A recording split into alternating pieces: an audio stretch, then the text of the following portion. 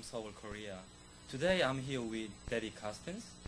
Debbie is an intern in mission with the Uniting Church in Australia. She has been working for Yeongdeung Urban Industrial Mission for last 12 months here in Seoul. Hello, Debbie. How are you today? Hello, well, thank you. Debbie, first of all, I'd like to ask you that what your purpose was in coming to this country, Seoul, Korea? My reasons for looking for work overseas were very much in line with the principles of the Interns in Mission program. I'm really concerned about our social responsibility as Christians. Right. And I think that responsibility goes beyond just national boundaries.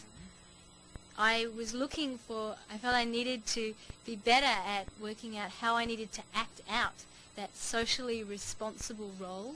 Right. So I was looking for an experience where I could work alongside people that were working for justice within their own country. I'm not very comfortable with the images of a traditional missionary. Right.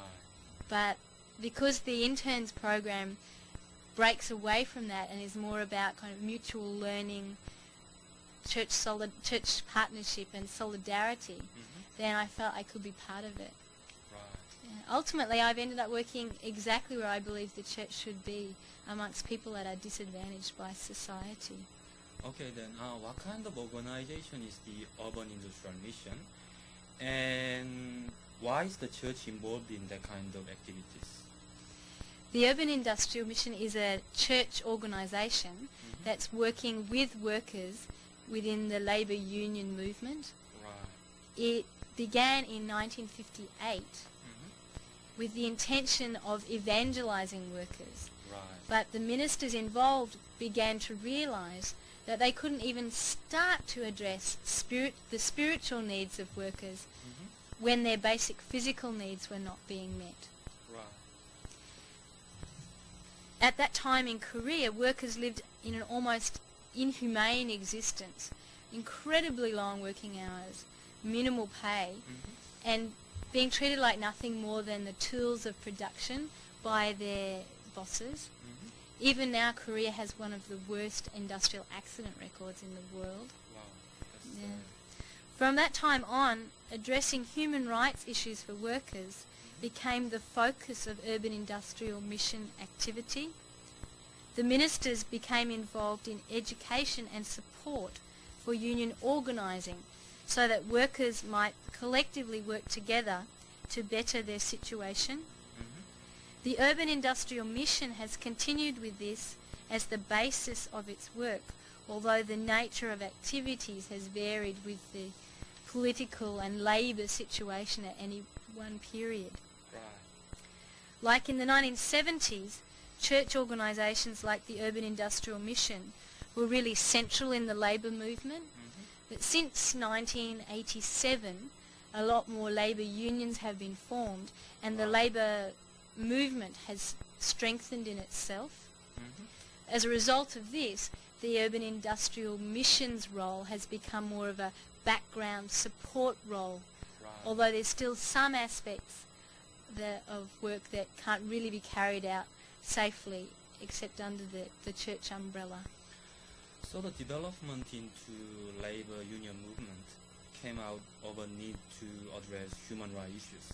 Am I right? Yes, that's right. Then what kind of activities are the Urban Industrial Mission currently involved in? They're involved in a wide range of activities. Education is still a really important aspect. Right. This includes education for the effective formation and operation of a labour union.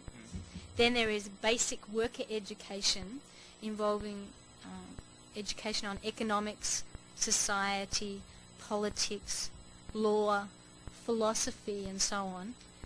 And thirdly, seminar-style education taking up current issues relevant to workers. There is a counselling service for workers by telephone or face-to-face on issues like withheld wages, unjust dismissal,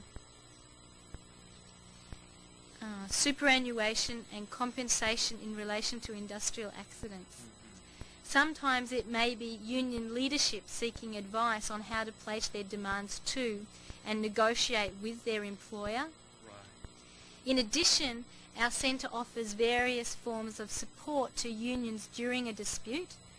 This might be direct advice on the dispute, or a support visit, or even taking along rice to those carrying out a sit-in protest. Right. We have some unions set up their dispute office at the Urban Industrial Mission after they've been evicted from their sit-in strike site. Right. Currently, the Pacific Chemicals workers are with us. Right. In the labour movement, rediscovering traditional culture is an important priority. So groups of workers meet at our centre to learn singing or traditional instruments, as well as to study together for their own personal development. Right. Our traditional instrument group is called Maltdagi. As you know, Maltdagi is one of the characters from the traditional Korean mask dance. Yeah, I know it's very famous figure. We have a documentation centre which has a wide range of materials on Korean history, society, economics, labour unionism, labour law and current issues. A credit union was established for the use and benefit of workers in 1972. They had to reduce in size in 1978 because of restrictions placed on it by the government. But it continues to offer low-interest loans to workers associated with the Mission Centre and is an avenue for workers to support one another. We have a weekly worship service. The church is called the Outside the Gate Church.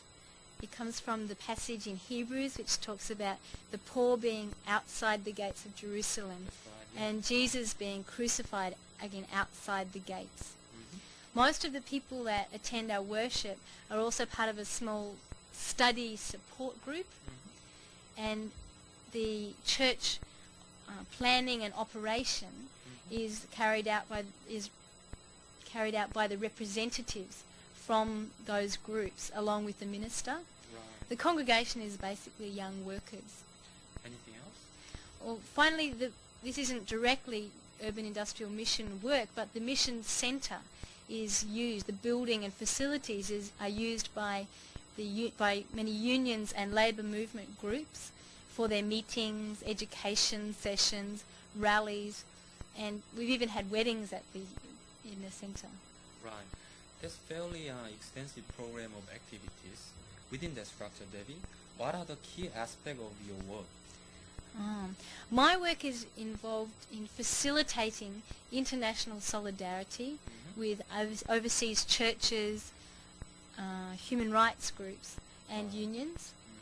If we have visitors, I attempt to interpret as much as possible or explain in English what our work is about. Right. I'm also responsible for our English newsletter, which we send out to various groups that we're connected with. I brought along a couple of copies of our most recent newsletters. Then a couple of people have just recently started helping with translating into Korean some of the resources, the information we've received on overseas labour movement activity, particularly in Asia. Right. Language is a big barrier that prevents Korean workers getting access to this kind of information. There are two other projects that I'm involved in conjunction with other people. One is looking at the issues for workers related to the activities of transnational companies. Right. And the other is the foreign migrant worker concern, which is in Korea and rapidly increasing concern. Right. Finally, I'm interested to know what has been the most important thing you have learned from this internship program for the last 12 months.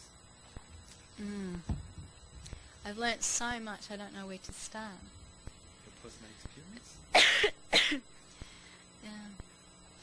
Korean people have taught me a lot about what it means to be in community and what it means to be committed to something.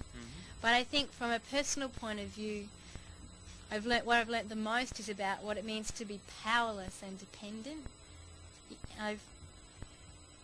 This is mostly because of language. Right. When I had to become like a child again and learn how to construct simple sentences, how to make a phone call.